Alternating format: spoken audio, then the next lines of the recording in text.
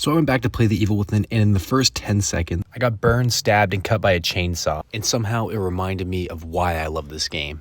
Because every fight made it seem like you barely survived. Not because you're good, but because the game let you survive. But most horror games eventually make you feel like you're in control. But The Evil Within never really gives you that. It gives you just enough health, just enough ammo, and just enough space to survive. And then throws you right back into the chaos. And that's where the gameplay really starts to shine. The combat isn't about skill, it's about pressure.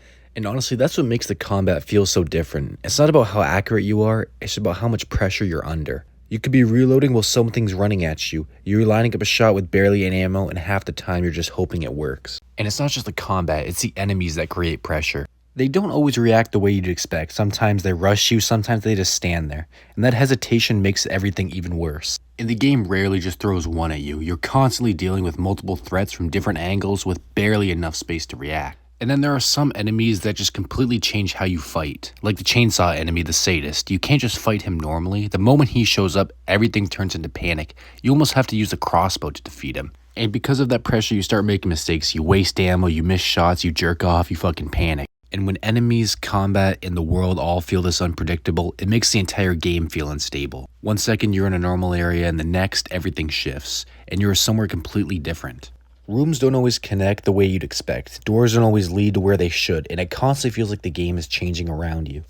And just like the combat, it keeps you from ever feeling comfortable. You're not exploring a world, you're stuck inside something that keeps you shifting around. And when you combine that with everything else, and it's not just the enemies or the combat, it's the world itself. Nothing in this game feels stable. 1 second you're in a normal area, and the next everything shifts, and you're somewhere completely different.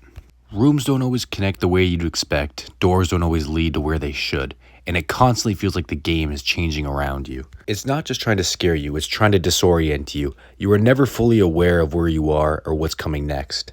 And just like the combat, it never lets you get comfortable. You're not exploring a world, you're stuck inside something that keeps shifting around you. And when everything feels this unstable, it makes every moment more intense. And yeah, there are times where it feels frustrating, where you die, and that doesn't feel fair. But that's exactly why it works, because when you do survive, it actually means something. Not because the game made you powerful, but because you made it all the way through. And that feeling never really goes away. Even after all this time, I could come back, get destroyed in the first 10 seconds, and still remember exactly why I love this game.